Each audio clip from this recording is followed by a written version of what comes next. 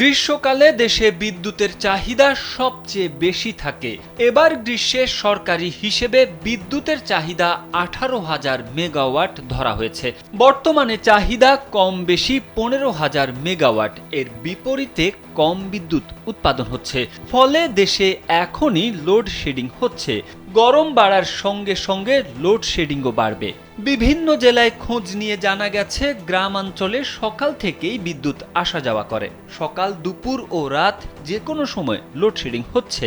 আগে থেকে লোডশেডিংয়ের তথ্য গ্রাহকের কাছে পৌঁছানোর কথা থাকলেও গ্রাহক কিছুই জানতে পারছে না।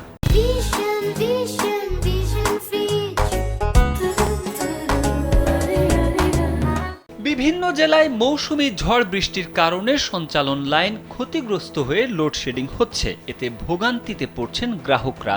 বিশেষ করে এসএসসি পরীক্ষার্থীদের বেশি ভোগান্তিতে পড়তে হচ্ছে।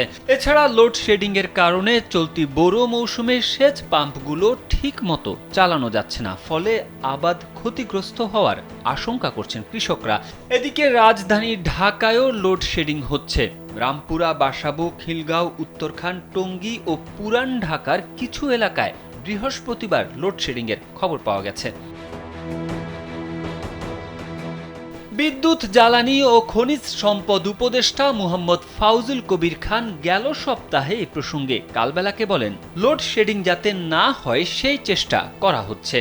আমাদের উৎপাদনের সক্ষমতা রয়েছে, কিন্তু জ্বালানির সংকট রয়েছে। আমরা চেষ্টা করছি চাহিদা অনুযায়ী জ্বালানির সংস্থান করতে। তারপরও কিছু লোডশেডিং হবে। তিনি বলেন, দেশীয় উৎস থেকে গ্যাস সরবরাহ বাড়ানোর শর্টকাট সমাধান নেই, তাই অনেকগুলো গ্যাস কূপ সংস্কার করে উৎপাদন কিছুটা বাড়ানো হচ্ছে। তবে তা পর্যাপ্ত হবে না, এজন্য আমদানি বাড়ানো প্রয়োজন। বিদ্যুৎ ও জ্বালানি সরকারের অগ্রাধিকারের মধ্যে রয়েছে। এখন যত বেশি সম্ভব কয়লা ও এলএনজি আমদানি করে বিদ্যুৎ কেন্দ্রগুলোতে উৎপাদন বৃদ্ধির চিন্তা করা হচ্ছে। এরপর পরিস্থিতি বুঝে জ্বালানি তেলে জোর দেওয়া হবে।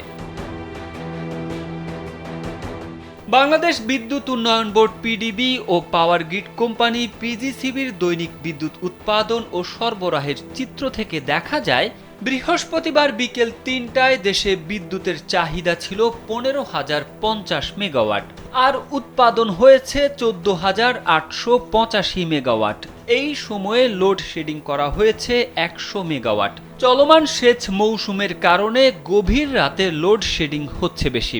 বৃহস্পতিবার রাত 1টায় 250 মেগাওয়াট লোডশেডিং হয়েছে। সংশ্লিষ্টরা বলছেন, সরকারি হিসেবে 100 মেগাওয়াট বলা হলেও মাঠের চিত্র ভিন্ন। তারেক আহমেদ, কালবেলা।